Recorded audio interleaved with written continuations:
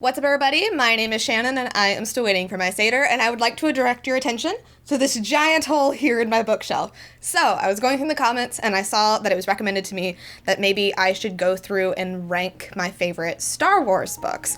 And I was like, okay, and I was looking at my shelf, and I'm like, there's just so many. So, I think I might try to break it up into categories, and today we are going to start with YA novels. I'm pretty sure I have all of the new canon YA novels, except for one, and we'll talk about why I don't have that one. I do have like a little bit of an issue with Star Wars YA/middle grade. I think they're a little bit off when it comes to categorizing their books based off of age. All of their YA books to me are definitely low YA to middle grade. So like kind of hitting like those early Percy Jackson books, those early Harry Potter books. Those are the examples I always go to because I feel like most people have read those. Whereas like when I think about YA, I don't always think, those like high YA, high fantasy books, but there are some specific tropes that come to mind. There are some specific behaviors, like the age of the characters, the way they act, and I don't think Star Wars ever truly hits that level. It definitely hits a little bit younger. It reads a little bit younger to me. I would say out of all of their YA books, they have one true YA novel that like really hits like a YA book. It's got those tropes, it's got those feelings, it's got that introspective that you're looking for, but I still really like Star Wars YA. I feel like they are really fun. It's a really good way to get into Star Wars books because it's such a smaller like look at the Star Wars world. They're normally focused in on like one or two characters, and it's all about like the internal conflicts. You don't really have to know too much about like big plots or things that are happening like that. So for that reason, I really do love Star Wars YA, but let's go ahead and get started with some rankings. So I have counted that I have 11 Star Wars books, one of which I do not have. So starting with number 11, my least favorite Star Wars YA book is Poe Dameron Freefall. I feel like I don't need to explain this one a whole lot. When I read it, it felt like it needed another go at editing. It was an incoherent hot mess. It was really just trying to slap a big old band-aid on The Rise of Skywalker, and it was awful. It's unreadable to me. I gave it a 1 star. I couldn't stand it, and I just really didn't want to buy it after trying to read that. Number 10 is Queen's Peril by EK Johnston. I do not like EK Johnston. She's an okay writer. Like, she's fine. I don't like a lot of her takes. I think she has a lot of gatekeeping tendencies. She has a lot of internalized misogyny that comes out in her writing, and then also just in how she talks about things. I'm really hoping that after her last Padme novel, she is writing one more, that she'll be done with Padme. I think somebody else really needs to take a crack at that character, and nothing indicated that to me more than reading this book.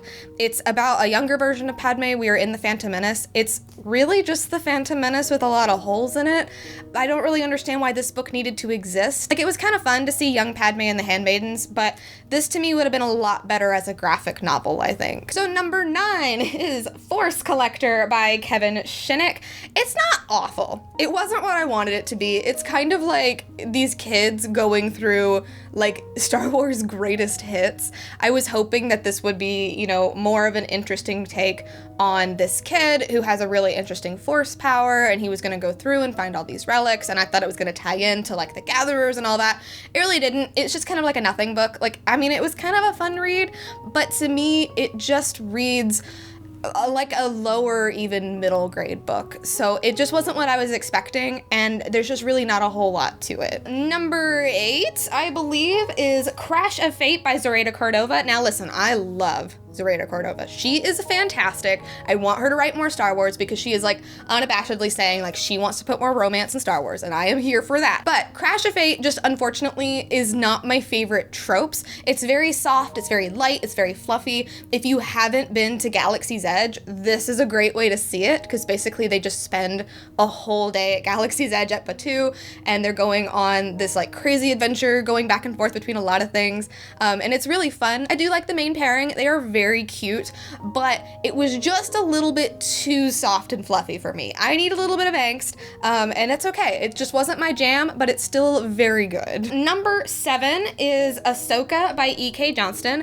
I did not like this book at all the first time I read it, and then I went through and I watched most of her episodes in the Clone Wars. I say most of, I still haven't finished the Clone Wars. I'm sorry, guys. I watched Rebels, and then I went back and I re-listened to this book, and I liked it a whole lot more. It made a lot more sense to me.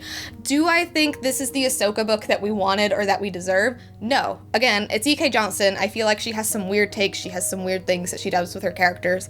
But it is still a really interesting look at Ahsoka, and I think for the age level that it's targeted at, it works really well. I would like to see another book about Ahsoka, preferably by a different author, that's hits a little bit at like a higher age range. I'd love to see her like fresh off like what she was doing with the Jedi when she was forced to leave, or even, you know, when she is off on her own kind of being a gray Jedi. I think that'd be really interesting to explore, because as is, there is angst in this book, but she could have pushed it a little bit more.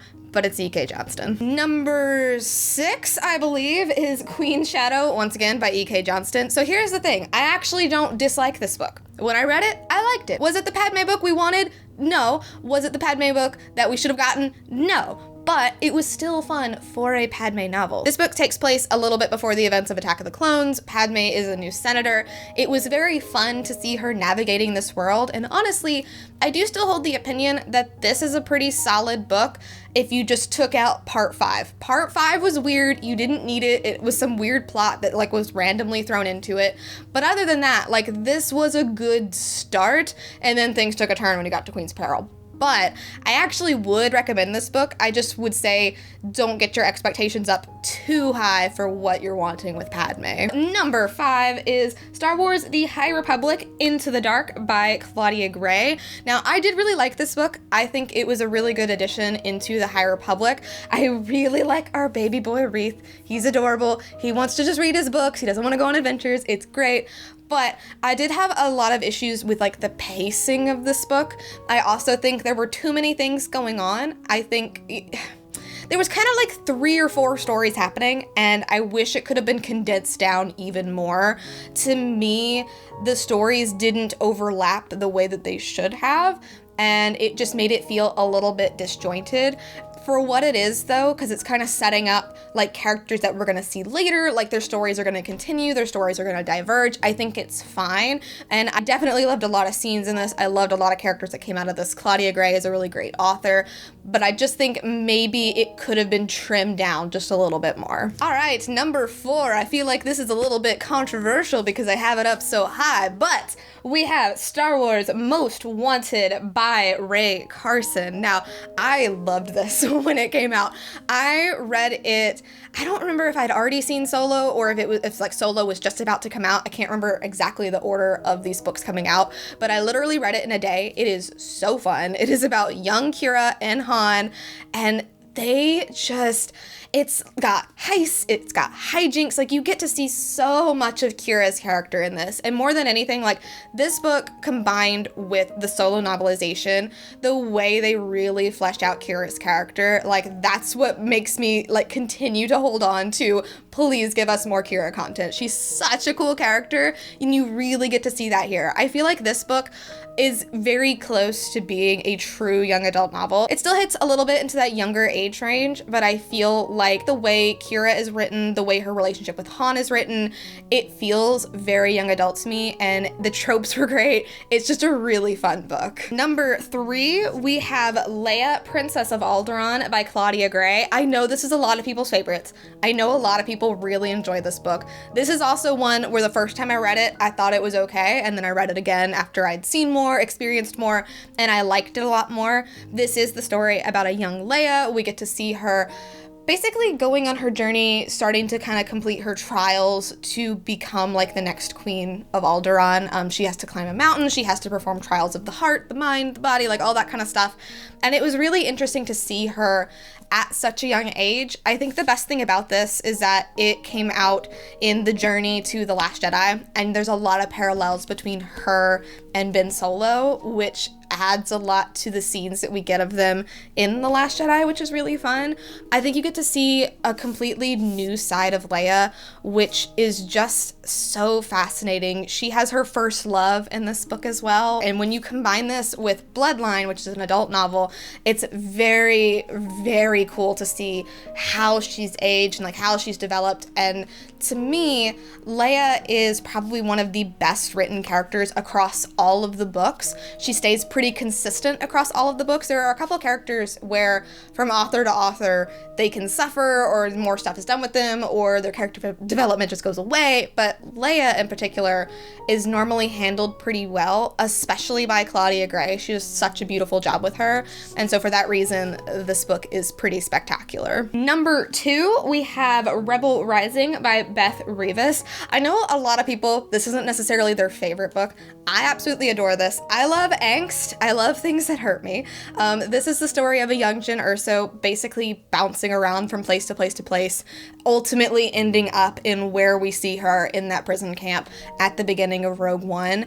This book is just so interesting to see how Jyn is raised like during this time. Like this is the beginning of the Empire, and she's basically brought up within a cult because she's brought up, you know, with Saw Gerrera for a lot of that.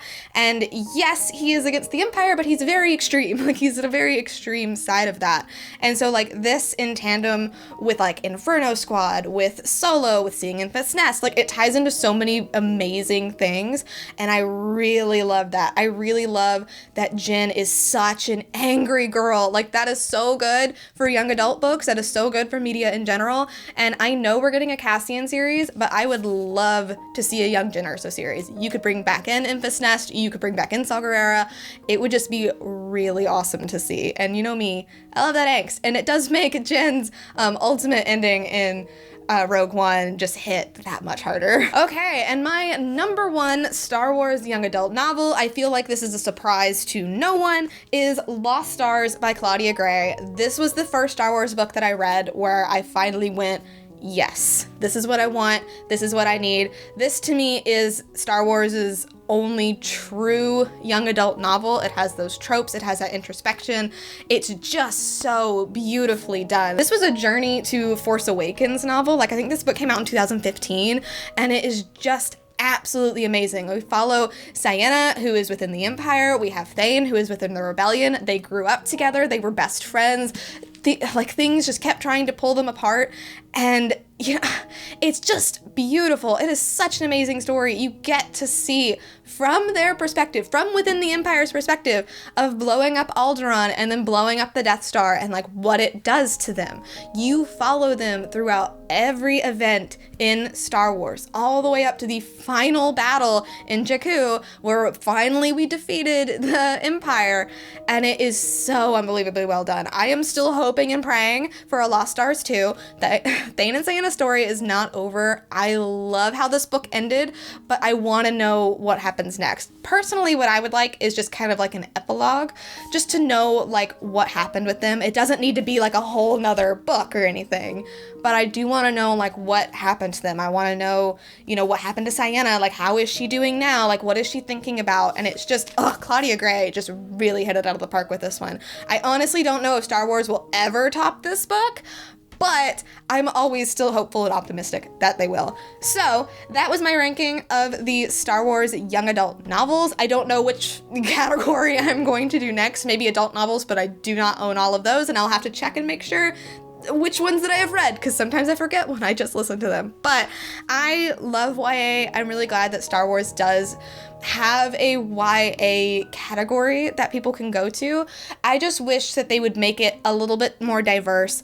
I do like that they do bring in a lot of women writers, but of course, as we saw, a lot of them are EK Johnston, a lot of them are Claudia Gray. I would love to see them pull in more authors, like more different types of authors, bring in those new perspectives. And I'd really love to see them do more stuff like Lost Stars, where it's characters that we'd never met before, just living within the Star Wars universe. I think there is so much potential there. There's so much you could do. and I really hope they just keep continuing to push themselves. I believe the next YA novel that's coming out, I can't remember the title of it, but I know it's Justina Ireland. I love Justina Ireland. I am so happy she's finally doing YA for Star Wars, and I am really excited to see what's going to happen with that. So that is my ranking. I would love to know your rankings down in the comments down below, and what is your favorite Star Wars book? If you guys liked this video, be sure to hit that like button down below, and don't forget to subscribe. You can talk books with me every week. That is everything I got for you today, and I will see you guys next time. Bye!